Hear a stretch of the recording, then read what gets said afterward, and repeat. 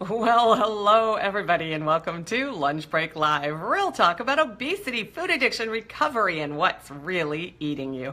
I am Carrie De La Cruz here with you on a very wet and wild Friday afternoon in Southern California.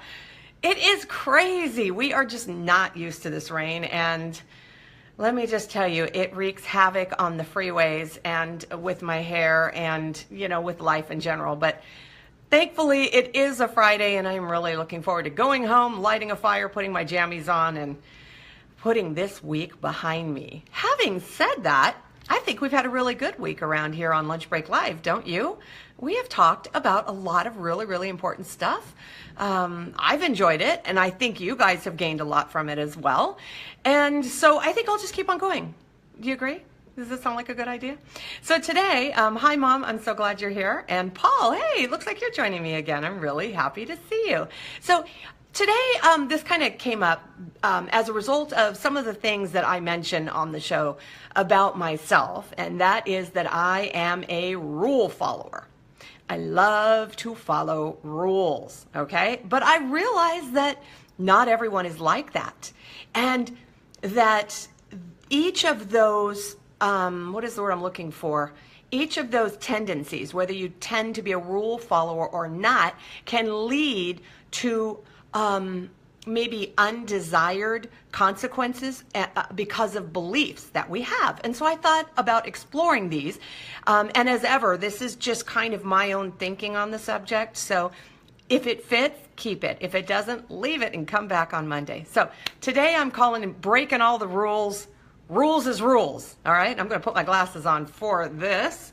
All right, we have rule followers and we have rule breakers, right? And I am a rule follower. And that is because I like to know what's expected of me. It feels good, right? It's like assurance. What's allowed, what's not. I trust, and that's a really big word, that the rules are there for a reason, even if I don't understand that reason. And if you tell me not to do something, I won't do it. Because, are you ready for this? I don't want to get in trouble. That's, pretty much what has motivated me for as long as I can remember. I don't want to get in trouble. And if you follow the rules, you don't get in trouble, right? That's my thinking. That's the logic behind it. Unless I decide I can't do it. Which was always my way out, you see, when I wasn't treating my obesity or my food addiction. Okay, it still rears its ugly head every once in a while today. It does. I'm aware of it, but that doesn't mean I don't, by default, want to go to that place. I'm going to call it plausible deniability. Well, that's my way out, right? But getting into trouble was always my motivation to walk the line. Okay, let's just stay the course, straight and narrow, follow the rules. Now, unfortunately, if you are a rule follower like me, you might be prone to decide that things aren't fair. Okay, that is the conclusion that can often come out of being a rule follower. Things aren't fair, especially when, air quotes again, other people don't follow the rules, right? And I mean, why should they get to do X? Why don't they have to do Y like I do, right? It's not fair is a really great way to get out of following rules. Okay, so think about that if you are a rule follower and see if the whole it's not fair thing is common, in your life. All right, so let's say you're more of a rebel who doesn't like to follow the rules. I know some of these people. I share a house with some of these people. It is foreign to me, this kind of thinking, but I know it exists. It's out there. You might be one of them yourself, all right? And you say, I don't have to follow those rules because, well, they're for other people, and I don't agree with the rules. I don't like the rules. I don't trust the rules. There's that word again. My rules are better. Okay? These are some common. This isn't the only way to look at it, but this is a very common way, as I have experienced or witnessed, that people who don't like to follow rules, this is kind of their thought process. Now, if you're one of those people, then you'll do what you want to do because you believe you're right and free to do so, right? Because you operate under your own rules. So what happens when you get in trouble for not following the rules? Well, maybe you dismiss them as stupid. They're stupid rules anyway. They're dumb. You fight and you say, well, you know what? I didn't even know the rules. I mean, no one ever told me, so they shouldn't apply, right? Okay. Maybe you say, I don't believe that rule can be enforced. So you determine the rule doesn't apply to you. And you say that you never agreed to the rules in the first place. What I have seen in people who don't follow rules is a lack of trust, a belief that they know best, a certitude, a desire to blaze a trail and not be responsible for what happens when the rules are broken. When they aren't understood, it's the other person's fault, okay? So I'll keep going on this and I'll drill down a little deeper. What I've experienced with myself as a rule follower is I'm someone who gets her feelings hurt. I feel misunderstood. I feel overlooked and unappreciated and chastised and singled out and minimized, cheated, criticized. See? So I'm a victim of the rules. That's the place I like to go with this stuff. Are you following me?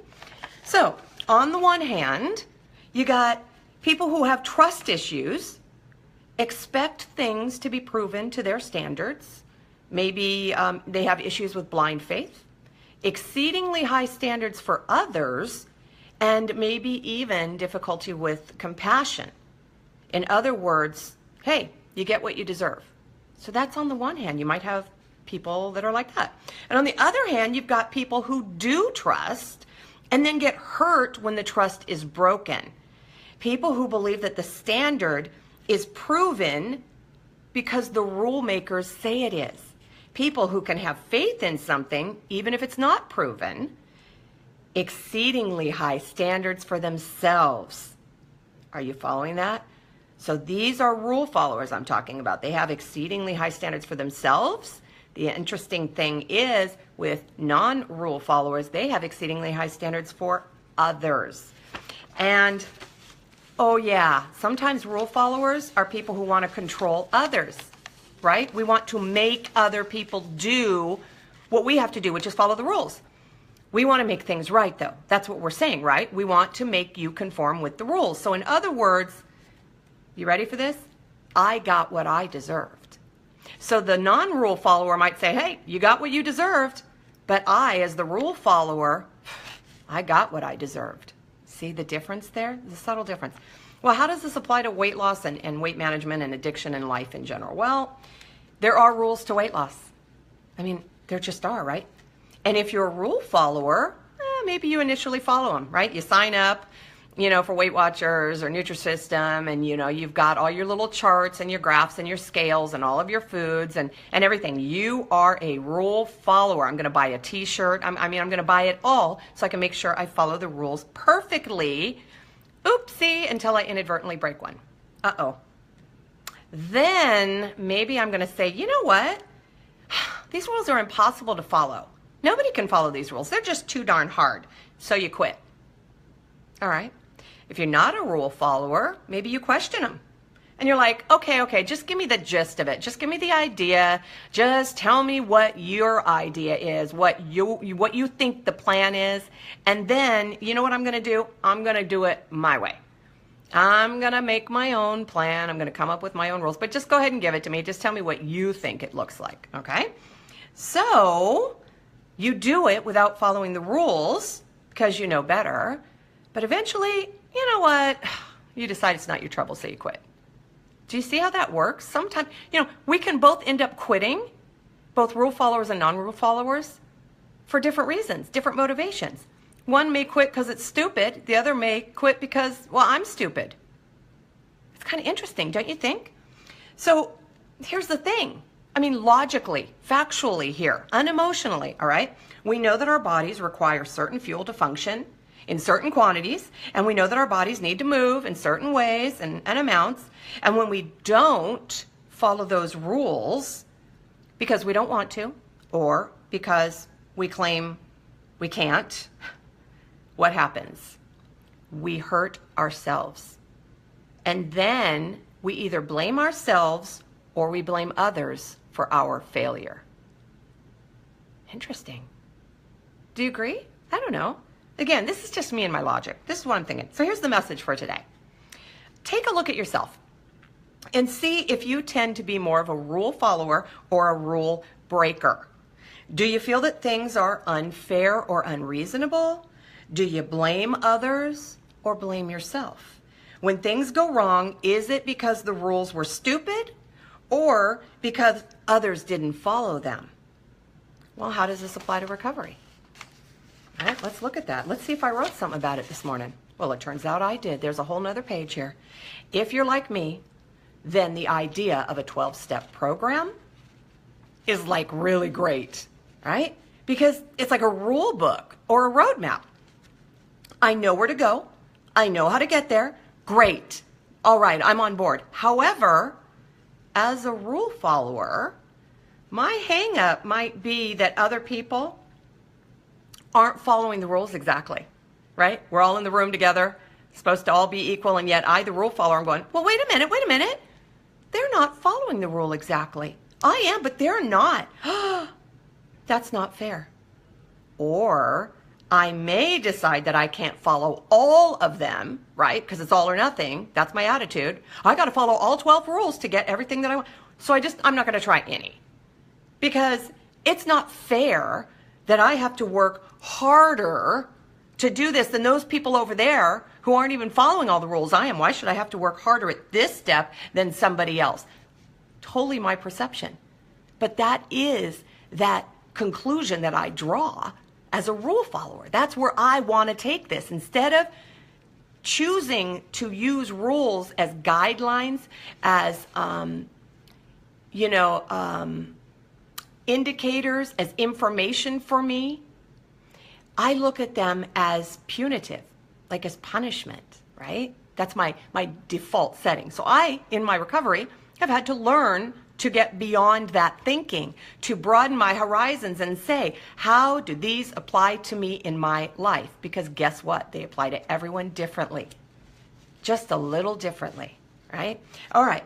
If you're not a rule follower, then you might bristle at the thought of 12 rules, not steps, rules that you may or may not agree with, right?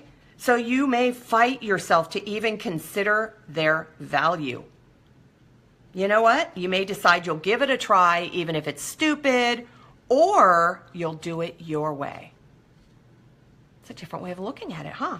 On both counts, I think our best and healthiest option really is to learn to trust ourselves and others. Now, I realize this is really hard if our standards are impossibly high for ourselves or others.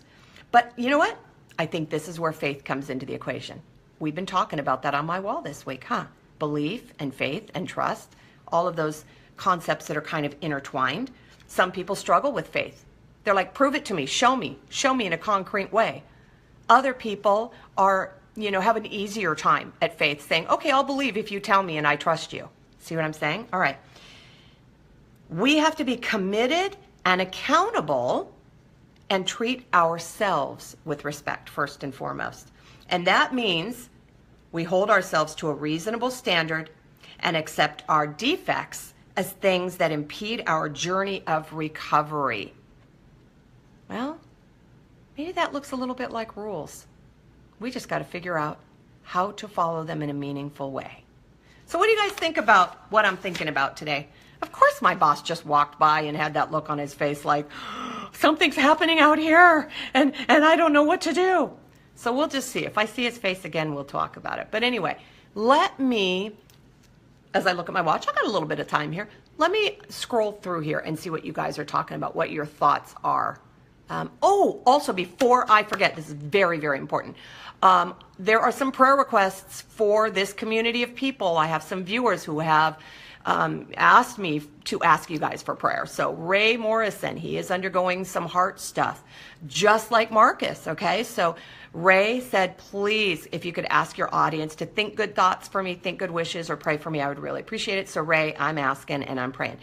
Marcus as well, I know that you've been through the procedure, and you are on the recovery side of things, but you are still very much in our prayers. And you know what? I think there was someone else. If I think about it, I'll let you guys know on the wall. It's not that you're forgotten. It's just that I can't remember right now. I have a lot on my mind. It's raining. All right, so let's take a look at what's going on back here with you guys. Let's see here. Shout out to Wooden Spoon. Dun, dun, dun. Mom, what do you mean by wooden spoon? Are you referring to the method of correction that you and Dad used to use in the very noisiest drawer in the kitchen? Yeah, in the kitchen. Oh my God. It was like we had metal drawers and they'd go, ee! And I knew I was dead if the wooden spoon was. And my dad used to rifle around in the drawer to make it sound much louder than he had to. You know what? That was all part of it. I'm a rule follower. Don't want to get in trouble. My brother's like, bring it on. Bring the biggest spoon you got in the drawer, Daddy. Come on, Big Daddy, bring it on. See, we're very different people, my brother and I. All right, so Marcus, hi there. So happy to see you. I really, really am. You're super rebellious, Melissa. Right, this is very interesting. If you know this about yourself, you got to figure out how has that helped you and how has that harmed you in your recovery? How has that impeded your progress or gotten in the way? You know, has that served you well or has that served you poorly? Because each of these things, look, each of these traits can be desirable and undesirable if they are taken to extreme. You know, it's important to follow the rules. It's also important to be able to be a trailblazer and to know how to make the rules work for you, okay? We don't want to be blind on either side of this. Blind where we say, I'm not going to do it because it's stupid, or blind because I say, I have to do it because I'm stupid. Do you see what I'm saying? So there are extremes. Okay, let's see here. I want to learn my own way was always my way of thinking. Yeah, and I know a lot of people like that, and I've seen, you know, if you want to learn your own way, how successful are you at asking other people for help? You know, do you devalue them? Do you think their help is worthwhile, or do you think you know best? That's something only you can answer for yourself, but it is something to consider. Yes, Mom, you are a bit of a rebel yourself. Rebecca, I'm so glad you're here. Hi there. Yes, that's you, a rebel, huh, Marcus? Yep, you're a rebel. See, we have to find ways to conform where it makes sense for our health. Because I think sometimes being rebellious, and I have a rebellious streak as well, where I want to do things my way. And you know what? My rebellion in a lot of instances paved the way to my obesity and my food addiction, right? Because if I want it, I'm going to have it. And if I want more, I'm going to have more. Yeah, how'd that work out for me? Not real well. That's where the rules come in. And they go, okay, fine. If you want what you want, you got to decide what you want more. Do you want the cupcake more, or do you want recovery more? See how that looks? Oh, okay, I get it. I want recovery more, doggone it. Okay? And then I get the recovery and I go, oh, I remember this is way better than the cupcake.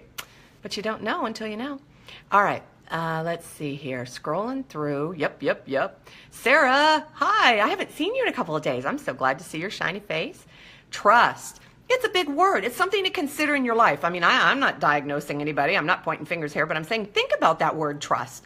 How easily do you trust? Oh, you know, or do you not, do you not trust and say, I'm not trusting anybody because no one's ever given me a reason to trust and too many people in my life have given me a reason not to?